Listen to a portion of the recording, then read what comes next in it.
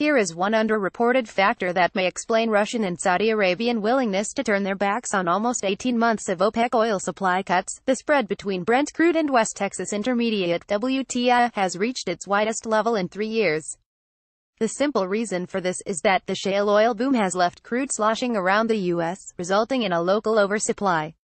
While Brent prices have risen about 14% over the past 3 months, WTI is up just 7.5%, and Midland crude, the version of WTI priced in the booming Permian Basin rather than the benchmark delivery point in Cushing, Oklahoma, is down 4.8%. The last time we saw these sorts of spreads, there were sound legal reasons for it. The U.S. had forbidden almost all exports of crude oil for 4 decades until the end of 2015, so for many years its soaring shale oil production was trapped by the ban and the capacity limits of U.S. refineries that were able to convert it into exportable products. Growing spreads now suggest that supply is pushing up against a different sort of bottleneck, a shortage of pipeline capacity between Midland and Cushing, and then a further shortage of pipeline and port capacity to get U.S. crude onto a hungry global market. The most straightforward way of looking at the Saudi-Russian plan to lift oil production is that they're essentially maintaining the status quo. The decline of 713,000 barrels a day in OPEC's total supply between 2016 and April 2018 can be accounted for almost entirely by the decline in Venezuelan output, which has fallen by about one-third, 718,000 barrels a day, over the period.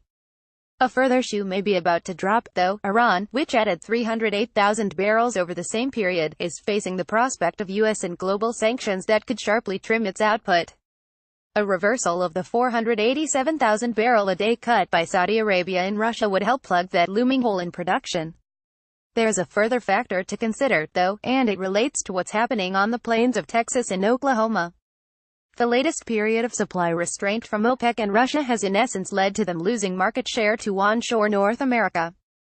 The 1.8 million barrels a day that they've taken off the market is almost entirely compensated for by the 1.53 million barrels a day of additional unconventional crude production from the U.S., not to mention 640,000 of additional daily barrels that have come out of Canada. At the moment, infrastructure bottlenecks are keeping the U.S. shale boom almost as quarantined from global markets as legal restrictions did in the pre-2016 era. But, as my colleague Liam Denning has written, those widening spreads between delivery locations are driving midstream operators to seek profit from new export channels, from pipelines to the nascent capacity to load larger tankers from Louisiana's Loop terminal.